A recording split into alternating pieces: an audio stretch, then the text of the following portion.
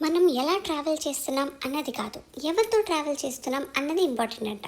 But నాకు ఇంకో option లేదు. ఎప్పుడు చూసిన వీళ్ళతోనే, ఇంట్లోనూ వీళ్ళే, బయట వీళ్ళే.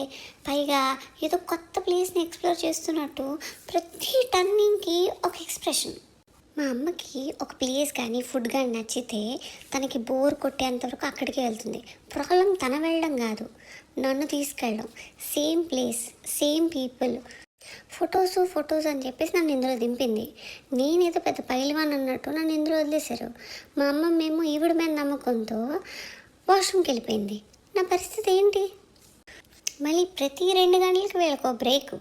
నాకేం బ్రేక్ లేదు.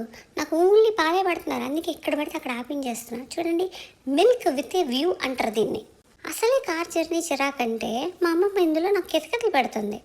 నాకు నవ్వు వస్తుంది, బట్ అది ఒక హెరాస్మెంట్ అయిన నవ్వు. ఖచ్చితంగా నవ్వాలి. నాకు ఎన్ని టాయ్స్ కొన్నా నాకు ఇవేం వద్దు. నాకు వాటర్ బాటిల్ కావాలి, అది కూడా ఖాళీది. మా అమ్మ ఏమో కొంచెం కూడా జాలి లేకుండా నా మూతమే కొడుతుంది. చూడండి, మా అమ్మ ఎక్కడైనా ఎంటర్టైన్ చేస్తుంది నన్ను, ఎక్కడైనా. చున్నీనేమో కారు ఇటొకటి కట్టింది. ఇప్పుడు నన్ను ఉయ్యాలు ఊపుతూనే ఉంటానా? ఉండను కదా, దూకేస్తాను. బొత్తిగా మా అమ్మమ్మకి నేనంటే రెస్పెక్ట్ లేదు. ఇంకా నేను కారు పైకెక్కించలేదు. మా నాన్నకి ఇలాంటి వాటితో ఏం సంబంధం లేదు. ఆయన జస్ట్ కార్ స్టార్ట్ చేయడం భయం. 96 మూవీలోని నా వెంట పడి అని సాంగ్ ఒకటి ఉంటుంది కదా, అది ప్లే చేసుకుంటూ వెళ్ళిపోతారు. చూస్తూనే నైట్ అయిపోయింది.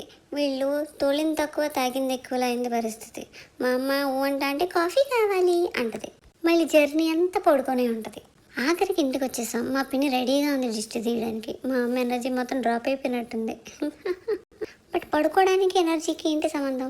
త్రూఅవుట్ జర్నీ పడుకునే ఉంది కదా. నేను వచ్చాక మా పిన్ని పరిస్థితి మరీ దారుణం అయిపోయింది. నేను హైదరాబాద్ ఎందుకు వచ్చానో నెక్స్ట్ వీడియోలో చెప్తాను. So stay tune, by.